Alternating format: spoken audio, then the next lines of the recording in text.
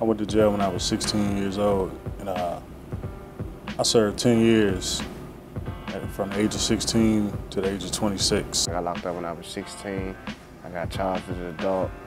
Now I got a felony on my ass. I was 17 years old, and I came home at 23. Within that time, I've been to 3 penitentiaries in Kentucky, Louisiana, and California. Been to 6 different institutions. California been the furthest, and Cumberland, Maryland been the closest. I spent 2 years in solitary confinement, which is 23 and 1, and I only came out of the cell for an hour a day. And I got one 15-minute phone call for a month. Being in jail is, it's the closest thing to hell, literally. To be honest, I didn't really think that I would be alive to see the age of 21. I never got a letter from a friend, no money from a friend. When I go to apply for certain jobs, my application get thrown in the trash can. It's a different world when you go inside prison, you know what I'm saying? Like, it's no one to hold your hand, it's no one to walk you through. You're actually on your own, so you have to learn how to survive on your own. Because I got released, they gave me like $70 in a bus ticket from California, and that's a 4-day ride.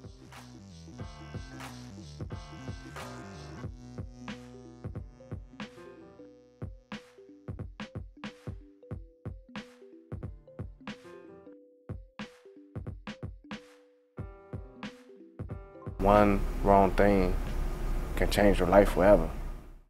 I had scholarships in football and basketball at the time before my incarceration, and I learned throughout that time that like peer pressure and just like that one split second of doing something that your gut tell you not to do, that you could lose almost your whole life behind it. It was hard to go to school because you was worried about somebody stabbing you or stealing something from you.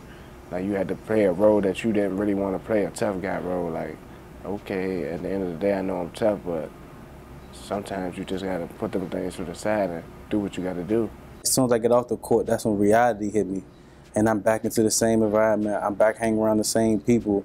And I'm cool in school because I play sports, but I also want to be cool in the neighborhood. So by being cool in the neighborhood, I hung with people who wasn't doing too much right. We didn't have that much money, so I used to have hand-me-down clothes with holes in them, my brother's shoes and old coats. So I used to get picked on as far as in school, as far as my clothes, like, you dirty, you don't got the new Jordans and stuff like that. And then on top of that, I couldn't read and write that good. So that's what made me venture off to the streets. Don't try to be something that you think that will make other people look at you, because at the end, you're only hurting yourself. Just ask for help. Like, if you really need help, ask people for help.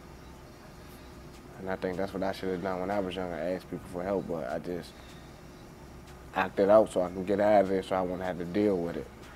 I wish I can go to the prom. I wish I can go to a graduation all over again. I always tell myself I wish I can go back to 2002, the year 2002, when I was in middle school, and just start from there. And just knowing what's going to happen from there, I'd have made it way much better.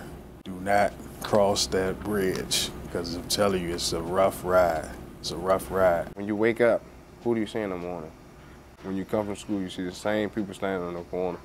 When you go in the house, you see the same people standing on the corner. And when you look out your window before you go to sleep, you see the same people standing there. Do you want that life for yourself?